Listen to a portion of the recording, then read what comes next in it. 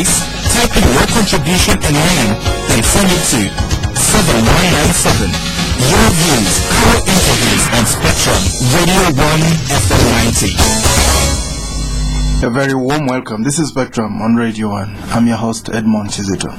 On Spectrum tonight we'll be reviewing the week. Some of the things that we'll be talking about: the resignation of the princess from Bujenje. Princess Kabakumba Masiko came under enormous pressure from cabinet, the NRM caucus, and anti-graft campaigners in parliament and outside of parliament. She resigned from office this week. We'll be talking about that. We'll also talk about Professor Bukenya's victory in court yesterday after the anti-corruption court dismissed charges against him and later being sworn in as a Busiro North Member of Parliament. We'll talk about the battle between the Lord Mayor and the Executive Director that's in the city administration, what it means. Yesterday, the Executive Director put a notice in the newspapers disowning the Lord Mayor's deputy who he appointed without consensus, apparently. We'll talk about that. We'll also talk about the Great Lakes Summit, which just ended today at Munyonyo. President Museveni hit out at donors for trying to push Africa to take up policies, even though they might contradict the moral standing or moral persuasion of African cultures and practice, including homosexuality. We'll talk about that as well. Our guests tonight: Honorable Ssebalu, Ugandan representative at the East African Parliament. He's expected to join us shortly.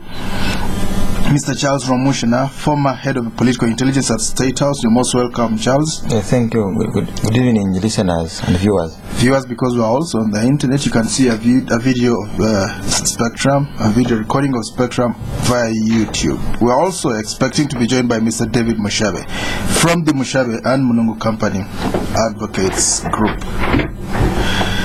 Charles, the resignation of the Kabakumba Masiko, she came under a large amount of pressure from cabinet, from the president, from the NRM caucus, from anti-graft campaigners. Was it inevitable that she had to resign? What was the case under which she was being chased? I think that's the issue. The case is that that materials belonging to UBC, which was under her management, are found in the possession of her company, her radio station.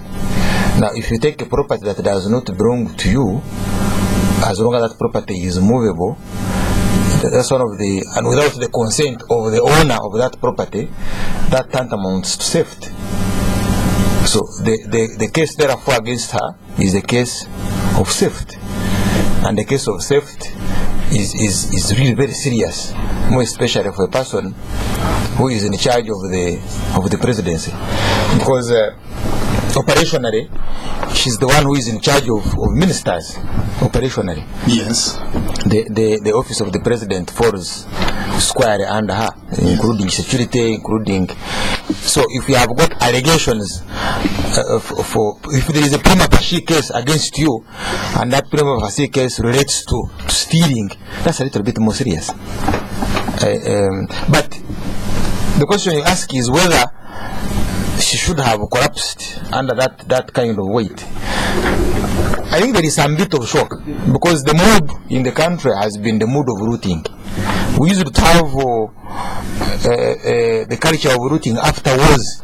People knew that as long as the government follows or there is chaos, people go for looting. Now, I don't know how it cropped into managers of the state, that if you are given jurisdiction of state properties, then they are for grabbing. Those who are given vehicles want to steal tires. Those who are given vehicles want to steal batteries of those vehicles. You find some using government vehicles to carry bricks, to carry charcoal. There is that mood, and they've stolen properties, they've stolen land belonging to government. There was some of it was even institutional. It came to the level of policy. That's why most of these properties in Kororo and elsewhere are now in private hands. You notice there are some tycoons here who have hotels, but if you go through those hotels, the land was formerly belonged to government, and how they got that government as individuals. You see how they took this land of Ruzera belonging to people who are mentally Butabika. Right. So the mood has been the mood of stealing, and I think she's shocked But the political managers now are that's why now the talker is, because you have heard the president is a professor. He's saying, where I have passed Adam must also pass down, they are men and they are behind. Professor of Kenya. Professor of Kenya. Yeah, it's a professor. Look at his age. I could be half his age. And he's saying, you are very many. You are not seeing me. No, yes, but there are many. And I'm saying all of them must pass, and I'm going to help you now in the hand. It's like using a robot hand. I mean, the whole thing is a circus. So Kabakumba is in shock. He's in shock because why has the country's mood now changed when it comes to Kabakumba? And that's now the plea. That was the plea on Kenya. That why are you Kenya? You are discriminative. Why don't you begin with that affirmative action? I think why don't you begin with the other ones? Why are you beginning with Kenya? And people demonstrated. Kitiwa Chabuganda was sang. My cardinal also went to see him. The Catholic Church came up, and I'm a Catholic. But I don't know what Kenya represents. In that case, represents the Catholics. Che is in jail 10 years plus, and he's a Catholic. I didn't see the church coming up, but the church was saying, you see, why haven't you taken the other one? Why would you begin with this one? Therefore, he made a fool of grace. The Lord is with you. Things are serious. So that's why Kabakumba, the princess, is shocked. But as I said before, there is going to be a traffic jam on result. They will have to go there. All right. Pushed by the people. Right. I would like us to talk later about the mood right now. You said previously it was the mood of looting. I would like us to look at that a little bit later. I've just been joined by a second guest, Mr. David Mushabe from the Mushabe and Munungu Company Advocates. You're most welcome, David. Thank you, Edmond. David, talk to us about Kabakumba, the princess. Why do you think she felt the way she did? Kabakumba just got caught. But she broke the 11th commandment. Thou shalt not get caught. Yes. That is the 11th commandment. That's wonderful. But most of them have not been caught. They have been. Most of them have not been caught. Yes. A few of them have been caught. And Kabakumba is one of those few who have been caught. And really, this goes to the moral fabric of our country. It is symptomatic of a bigger problem. When I was studying public policy many years ago, our professors and some of the books we read suggested that when you see a policy on books and then you see the actions of the government, ask yourself which one is the real policy. The real policy is that one which is in action, which is active, not the one which is lying on the books. When you read the Ugandan books, policies, laws and all that, they're wonderful. But the actions of those in power are contrary to what is on the books. So what is the real policy? Is this government tolerant or not tolerant of corruption? My humble submission is that the active policy, that one which has been in operation, is that one which is tolerant of corruption. But the one which is on the books is intolerant of corruption. Justice Katutsi, retired, stated that they are going after the toads, that is the small fish, and they leave out the sharks. The sharks are still there. Yes, I'm not condoning what the princess did. I mean, when they pull out the mast and all the equipment that belong to UBC and the radio is off the air, that is demonstrative of the fact that actually the radio would not have been on the air but for the use of UBC equipment. So, whether you have stolen a chicken or a billion, it is still stealing. My concern is that those actually who are plundering the nation are still there. They are untouchable. They play illegal acrobatics day in, day out. You have heard the order from the Constitutional Court saying now this committee, parliamentary committee probing the all scandal should stop until when the Constitutional Court pronounces itself on that matter. Now, the parliament's hands get tied. Where is the principle of separation of power? How can a court now order Parliament. Enjoin Parliament and say you cannot do what you are supposed to do. And then the Parliament also accepts. But there is a bigger conspiracy than the eyes meet. And that's what the nation must be concerned about.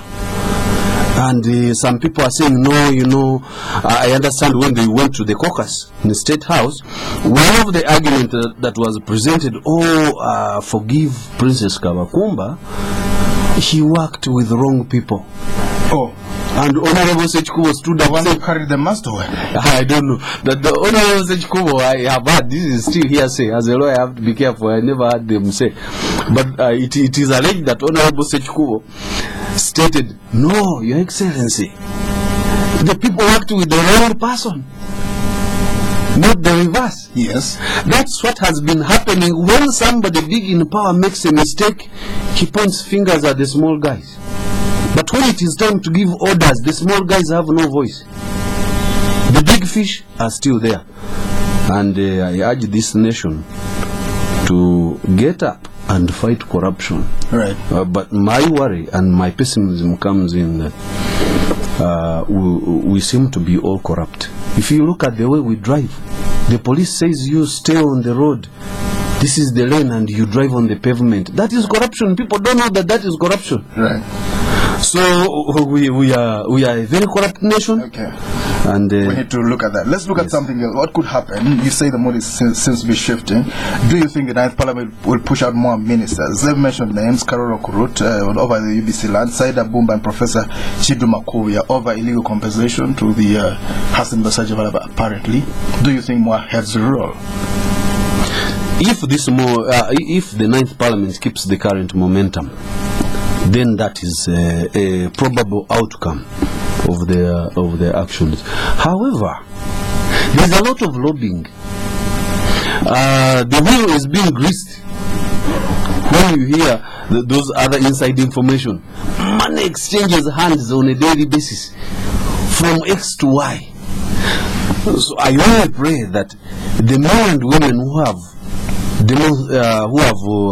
distinguished themselves as honorable members of Parliament to keep their integrity. Otherwise, money is exchanging hands. So I don't know whether they can still go after the sharks. They might probably go after the Emamba and the Mputa. But the sharks. You think the sharks will still? They have begun with Mukene. I doubt they have begun with Mukene. All right. No, I think the change of the mood, first and foremost, we applaud the president, because if the president hadn't come in, I think Kabakumba would still be occupying her seat. And I think now with the president engaging high gear, many more are going to collapse. But the problem was, I don't know how I can put it in English, okumanyira. The Baganda say okumanyira. Some of these officers, some of these ministers familiarize too much with the president. Because if you are a political leader, you've been appointed by the president as a minister, you have to restrain yourself. There's certain things you ought not to do. And I'll give you a case in point. The minister in charge of information, Kororo Kurut, was advised not to interfere with this UBC business, because she's a suspect in the land grabbing belonging to UBC, and she's an incumbent minister. Yes. Now there is Basaja Baraba has a case against UBC. Okay, UBC has a case against Basaja Baraba. It cancelled the land that had been grabbed from UBC, and the management is in court. Now, notwithstanding the advice that Kurut got, she still went ahead and wrote directing UBC management to hand over the land. Right. Yes. So you see, there is I think they have not been beaten enough. Then there is also the issue of business. That if I steal 10 billion, the highest I will get maybe is 5 years in Ruzira. Probably there is also hope that you will bribe the management of Ruzira and even stay outside. Oh, yes. Is that possible? Yeah. I mean, it's possible. What is impossible in Uganda? So with 10 billion, because in 10 years will you make that 10 billion? So some of this, the calculation now is you steal this money and go to the zero service 3-4 years and come out and find it you have entire. Now, if you see the way, because society can only, because people's wealth is not impounded if they've been convicted of corruption. and because the move on them has not been hard. I monitored Honorable Kutesa, Honorable Nasasra and Rukutan when they appeared in court. I've never seen them appear in church in that fashion. Brand new suits. They ended up in church. Yeah, no, I mean, I'm talking about in court. The way they appeared in the court. Yes. They have never appeared in that similar fashion in church. Right. Yeah. Why would they go to church, in that kind of... They are always casual. But this time in the court, brand new suits and with their wives, and the seats had already been arranged. And at that time it was a demonstration. What's the reading in that? That time it was a demonstration of who is who in town. Okay. These big wigs you see, who own the businesses in town, lined up. Right. That the magistrate was so shocked that she bailed them at billions. Right. Yes. So it shows you people are not remorseful. Right. You even send cards. Please come over and watch. I will be in court. Jesus Christ. Invitation cards. That's what David, let's talk about Kabako. Should she lose her seat in parliament? Really, this is a third world country, and it seems that we demand equality when United Nations meet. But when it comes to our own municipal governments, then we require different standards. If it was in Europe, Kabakumba would have resigned a long time ago. Yes. He would not even have waited for the president to push her, or even the movement caucus to push her. Her conscience should have told her, please resign. This is conduct unbecoming of a leader. Yes. But Edmond, what I have, my conviction is that the ministers, whereas my brother here, Rwomushana, said that the ministers kumanyira the president, I don't think it is that per se. Right. No, he's not a person you can familiarize or kumanyira, but they have mastered the art of misleading him. They mislead him. They present a lot of scarecrows. They tell him, no, they are not after us. Sorry. You know, it is the West. The West is scheming right. to oust you. Okay. So the only way they can do that is getting us out of it so that you remain alone. Right. So the man is, the president regrettably seems to be held hostage. And when you mislead your president, right. I don't think there is anything less, there's anything more reasonable than that. All right. You mislead the president, you have misled the nation. All right. Let's hear from... There's a culture of impunity. Yes. And what is sad is that Ruzira has been demystified. Yeah. You hear people saying, Minister so and so went there, the vice president went there, now Ruzira means nothing. That is very scary when you know that. All right. That's something we need to talk about. Honorable Ssebalu has just joined us. You're most welcome, Honorable Ssebalu. Thank you very much. Let's hear your word on Honorable Kabakumba Masiko, the princess from Bujenje, before we go for the break. Yeah, thank you very much. Sorry, I just got caught up in a bad jam in town that occasioned my delay. Nonetheless, I'm happy to be in the studio. I'm also with these very good friends, Rwomushana and Mushabe, who used to host me at some place. Many years ago, yes, true. That's very true. So it is quite interesting. Yeah. Now, regarding the issue of the resignation of Princess Raboni Kabakumba Masiko, I think it is a welcome development in terms of her sense of judgment in view of the fact that she had to take political responsibility of what happened and the situation in which she found herself. But as to whether that is acceptance of guilt is another matter, because we all appreciate that she's under investigations, and she's innocent until proved guilty. But at least she was bold enough to take political responsibility. Otherwise, it would be unfair at this point in time to start passing verdict even before the due process of the law. I don't think she was pushed. Okay, go on. I know how my friend operates. Just give me a chance.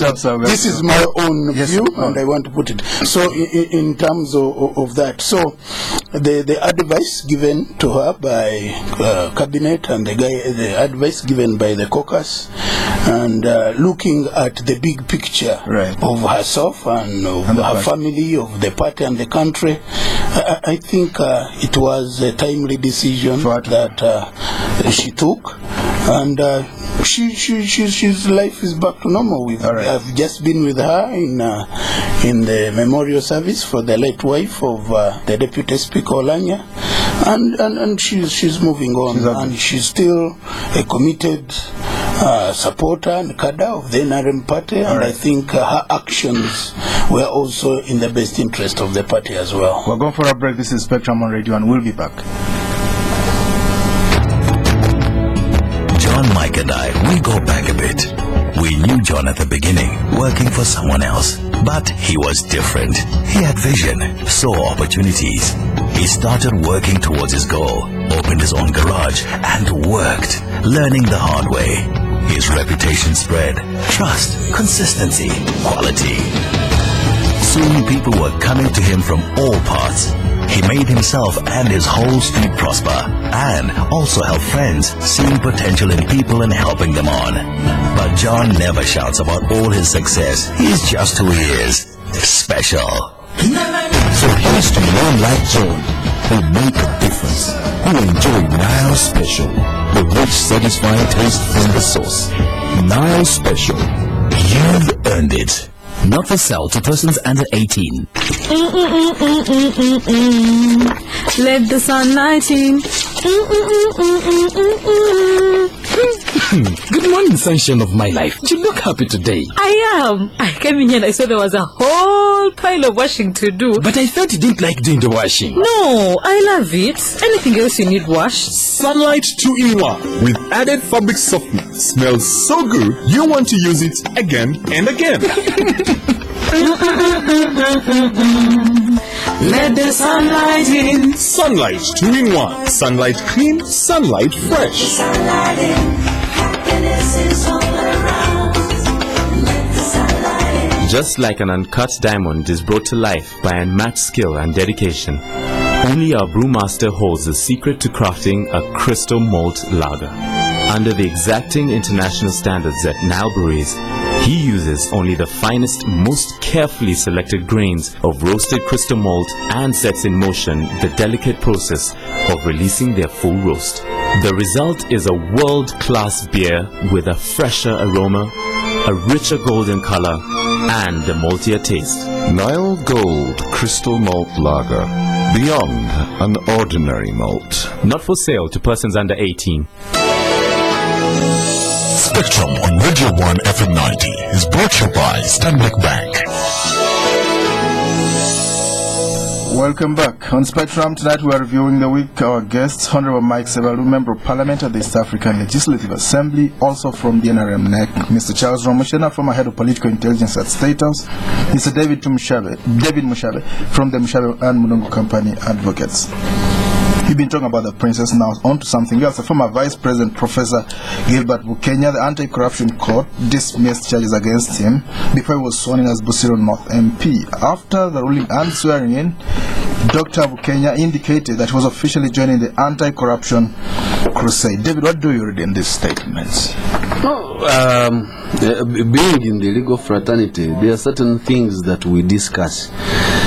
Professor Bukenya's case was very weak ab initio from the start. It was very weak. Professor Bukenya could not have connived or conspired with a corporation. He was charged with a corporation. You conspire with another individual. A corporation must have an identity. Now, the other evidence showed that for him, he said, handle Minister to the PS, Minister of Transport. When it says handle consistent with the law, then it is the onus is upon the PS functionaries to handle consistent with the law. Yes. So for me, when Professor Bukenya was charged together with the corporation, I knew there was no case. Why did it start in the first place? They should have seen it. I thought it was politics. Go on. That is my thinking, because I think the DPP, would not have actually sanctioned. That was the IGG. Actually, it was IGG. Yes. The IGG. IGG should not have done that, but it was politics. Mm-hmm. I don't know the message behind it, but that is my suspicion, and I have no evidence to that effect. But when you see that you don't have a case, you don't have a prima facie, leave the case. You're wasting the state's money, you're wasting time. When he says he's going to begin to fight corruption, what does that say? Of course, when you listen to the grapevine, they say there are some people who ate money.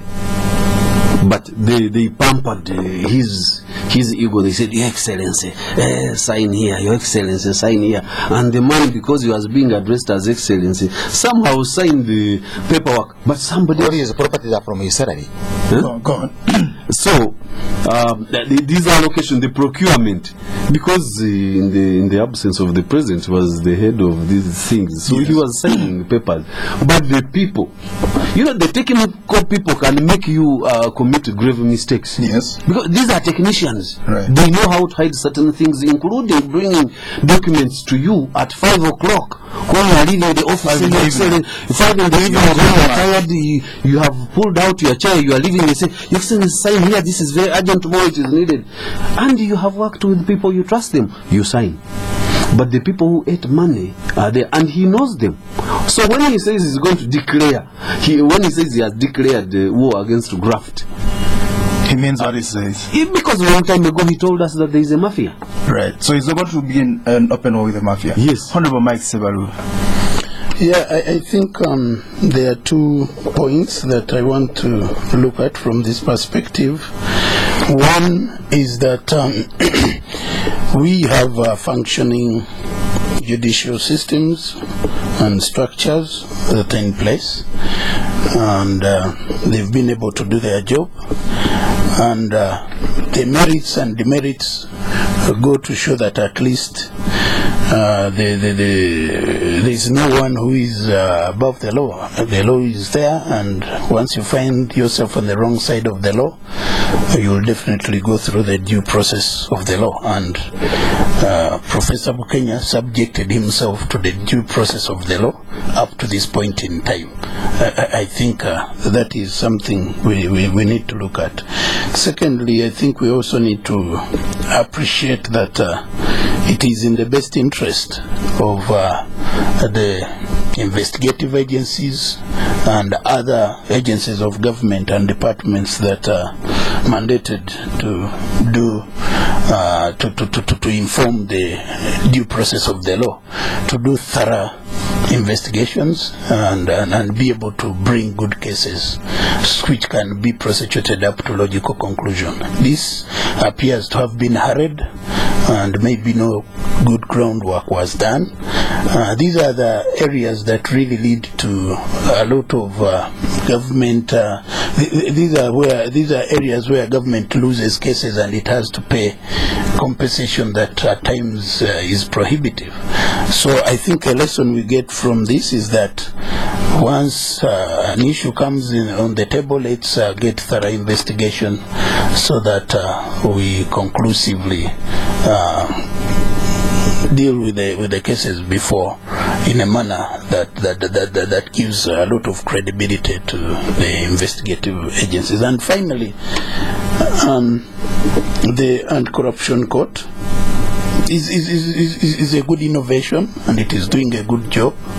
And I like the way they are disposing of their cases in good time. I think I need to commend them, because you may find a case like this taking years and years, but it has been expeditiously handled. And to me, that is something to write home about. I think it needs to be given more funding, it needs to be given more support, because definitely as an initiative, an intervention in the fight against corruption, that division is doing a good job in my view, and should be supported. All right. Do you think there was politics in his going to jail? He was fired as VP. Maybe that was not very abnormal. He had served 8 years like his two previous predecessors. He goes to jail and then he loses his seat as MP. Would you think there was politics involved at any stage? Well, I don't want to go into that area, because like the loss of the seat was an outcome of a court process, and I don't want to say that the court played politics in that respect, but there was someone who petitioned the court and who had been a candidate in the elections. Whether that person did it by himself or another, I don't want to go into that. But I think the most important thing is that a due process of court was undertaken, and Professor Bukenya went back to the constituency and won back with even a higher mandate. So that I think we just need to leave that at that. I don't want to drag court into politics. And then regarding the issue of the Chogam, you'll appreciate that at the moment he's gone through the process and he's been declared innocent.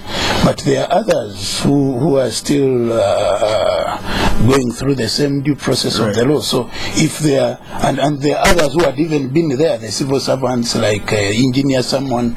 So I just want to look at it as a due process coming out of the investigations of Chogam. The investigations may not have been thorough in as much as to get the evidence, but it is a process. And I just want to think that it was what meets the eyes. It has been handled. What you see is what we're seeing is what we're getting. What we're getting is what we're actually saying. There's no hidden motive, no politics. I don't have evidence to that, and I wouldn't want to go into an area where I don't have evidence. There are allegations that are flying all over. I don't have any evidence in that direction, so I would rather not commit myself on something I'm not very thoroughly informed about. Charles, this weak case was engineered to save him. Yes, this is my view. Yes, because the evidence from the IGG's operations is that it has not had acquittals. I think it's very many people have monitored. They have won very many cases, the IGG, and that means that their prosecution team, the investigation team is robust, because it has had a lot of achievement. It was even listed up in one of these newspapers. But to bring witnesses who come to clear Professor Bukenya in court is some bit of science. In school, you call it science, these games. And I don't buy it. I don't buy it.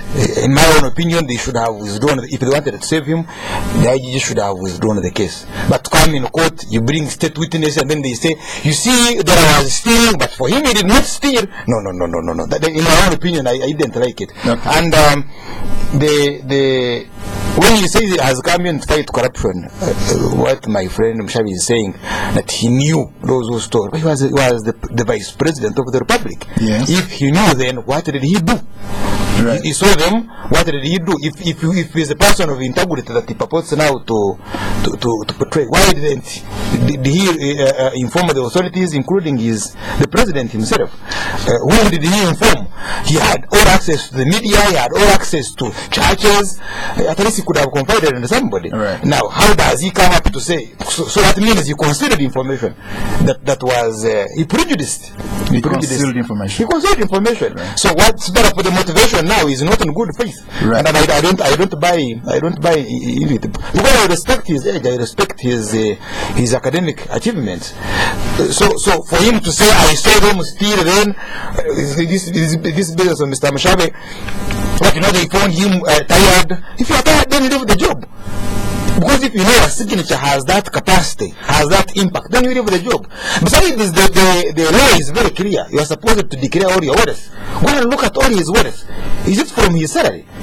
What kind of business has he been doing? So let's go and compute. Because all that can also arrive at circumstantial evidence. The issue is not about convicting you. The issue is that have you lived right? You go and look at Mr. Kahoza, this James Kahoza. Yeah, and see whether his wealth is beyond his means. Touted as one of the most honest men. Yeah, you go and look at his wealth, whether he has all the wealth these fellows have. How can you say that within 10 years you own a quarter of the country? All right. Hey, hotel is here, and you don't even have loans. I was told about Nyankore saying that if your sheep disappeared from the village and then the wolf is, passing out. Then these witnesses also, as for the photograph. And these witnesses wanted to his acquittal are the technical people who admit that I was a loss. They are probably responsible for that loss. Do you think, well, good faith or bad faith, do you think his coming is going to add power to the rebel MPs? You see, this is what is beating him with this country, where he even gets the courage to begin to fight. Yeah, not to fight, to begin dancing on the streets. Yeah. Where do you get this courage? Otherwise, he should be covering his face, because this is very serious. The vice president of the republic, you're on remand for 2 weeks, crying in court. Well, he's been cleared, so he's in. Yeah, but you see the process. My problem is the process. I respect the earlier one where the IGG withdraws the case. Than where you bring state witnesses and they come to say, yes, they were stealing, but this one only saw them stealing, and as they go away. It is like this case of Kajubi, where someone who slaughters the kid, the child, comes and testifies in the court that I'm the one who slaughtered, but it was on the record of so and so, and he used that one as a witness. Right. Something must have gone wrong somewhere. Let's talk about the whole idea of witnesses, because now I'm getting a lot of difficulty from my friend discrediting the process. Because the witnesses did come as lined up, and the kind of evidence they gave was not substantial. Okay. Maybe let's move. So this is the court system. Okay. Yeah. I think we'll let's talk about something else. Let's talk about a lot of, okay. Let's go ahead. Maybe another. Let's talk about no. He could. Very briefly. No, he's a lawyer. He can give us a basic. Some of our interpretation, even a witness of the opposite side, yes, he might make statements that actually exculpate you. Yes, if that statement is truthful. So I don't understand how my brother Rwomushana here says that if the person or the state witnesses who are brought to the witness stand came there on behalf of the state, therefore they should have testified strictly against the vice president. Even when you go to court, they give you a Bible. Yes. If you're a Muslim, they give you a Quran. Yes. Say you are going to tell the truth, nothing but the truth. So what you mean? So I want to investigators, they don't investigate upon oath. No, but these were witnesses of the investigator. They were not telling us the investigator. What I'm telling you is that the investigators don't take an oath before they investigate. Yes. But these are state witnesses who happen to be in sensitive positions that happen to have certain answers to this controversy. Right. So when they came, the answers they gave seemed to exonerate the vice president. We have to move forward because of the time. Let's talk about Kampala. The Lord Mayor and the Executive Director are still fighting, even though they were given a chance to settle out of court. Yesterday, an announcement was put in the newspapers by the Executive Director disowning the Lord Mayor's deputy. Where are we going with this? No, if the law gives him authority to appoint his deputy, then who should say no? Because you are from a different party, you cannot appoint your deputy. I think this is politics. They should leave politics out of the city so that services can be rendered. I was listening to the Lord Mayor when he visited here a couple of days ago. He hosted him. 2 days ago. He was citing the law under which he derives his power. And he's a lawyer himself. Yeah, he's a lawyer himself, to appoint his deputy. Now, I think the genesis of the problem is the fact that Lukwago is a DP. Yes. And and naturally, you have your opportunity. And naturally, in opposition, Musisi is an NRM. Yes. Who has been appointed to implement a certain agenda, to follow a certain line. Now, if you find Lukwago, the Lord Mayor, who is from the opposition, somehow he's independent, harboring a different agenda that seems to be in collision with the government's agenda, the party line, you're going to have those fights. I think they should allow the Lord Mayor to do what is allowed him to do under the law.